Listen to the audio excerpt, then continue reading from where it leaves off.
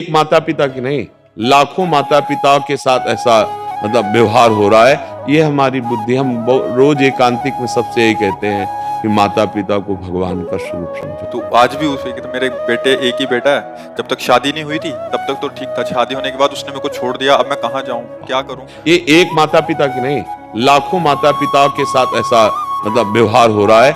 ये हमारी बुद्धि, हम रोज एकांतिक में सबसे यही कहते हैं कि माता पिता को भगवान का स्वरूप समझो। अब उसके कटाक्ष करने वाले बहुत, यदि पिता गंदा आचरण करता है तो कानून है, आप उसको समर्पित कर दो। लेकिन हम उनकी बात कर रहे हैं जो बूढ़े हैं, सैया से उठ नहीं सकते। अब तुम्हारी आवश्यकता है प्यार दुलार की, सेवा की, और आप उनको घर से बाहर कर दिए।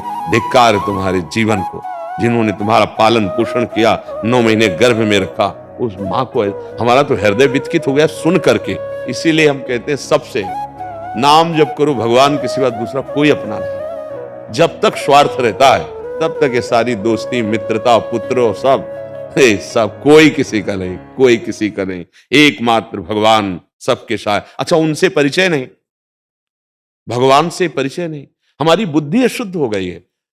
पढ़ाई लिखाई की पद में पहुंचे, धन मिला, बावरे हो गए, भूल गए हमारा कर्तव्य क्या है, हमारा धर्म क्या है, हमारा मार्ग क्या है। आज जो हमारे समाज की प्रवृत्ति, हम तो धन्य भाग मानते हैं जब कोई बात सुनता है, आके कहता है मैं 4 महीने से सत्संग सुन रहा हूं, ये छोड़ दिया, ऐसे ऐसे चलते हैं, तो मन से प्रणाम करते हैं कि कलयुग में संत की बात सुनकर आप सतमार्ग को ग्रहण कर रहे हैं। बहुत बड़ी कृपा है, अभी बहुत बड़ी कृपा है।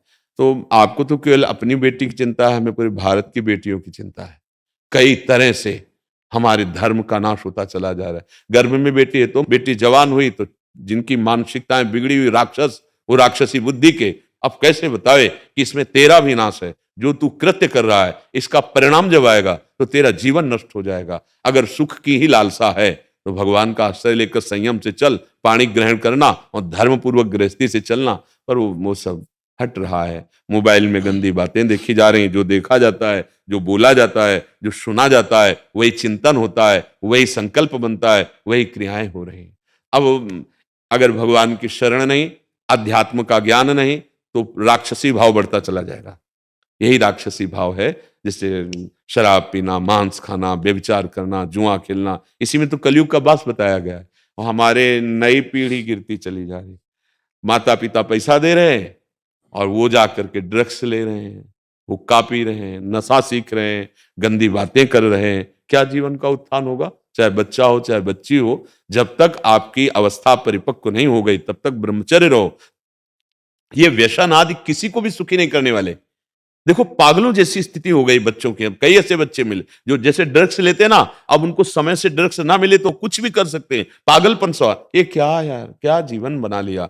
तुम समाज सेवी हो सकते थे, तुम हमारे राष्ट्र के उत्तम भक्त बनकर उच्च पदों में बैठ सकते थे। तुम पढ़ाई लिखाई से मुख मोड़कर ये जो आज चला है नया गर्लफ्रेंड बॉयफ्रेंड और नाना प्रकार के व्यसन, ये हमारे भारत की परिपाटी नहीं है। अरे, दोस्त बनाया जाता है पवित्रता के लिए, एक दूसरे को पवित्र रखते हुए। हाँ, अगर आपका भाव मिल जाता है तो पाणी ग्रहण संस्कार करना और गृहस्थी में धर्म पूर्वक जाना। ये क्या चरित्रहीनता प्रारंभ में ही शुरू हो गई, कैसे समझाएं?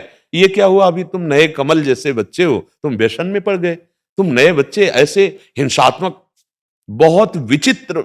अगर हमने गलत कर दिया और वो हमें ब्लैकमेल करे, अब क्या होगा? अगर मम्मी पापा जानेंगे तो? अब क्या हुआ अगर कानून जाना तो? फिर बाद में पता चला ऐसा ऐसा। बहुत, ये जब हम नए नए जनों से मिलते हैं और हमारे वैराग्य मार्ग में जो बच्चे आए हैं, वो जब हमें बताते हैं, तब जो हमारी मानसिकता संसार को समझती, तब लगता है हे भगवान, कैसे कैसे जिएंगे ये लोग।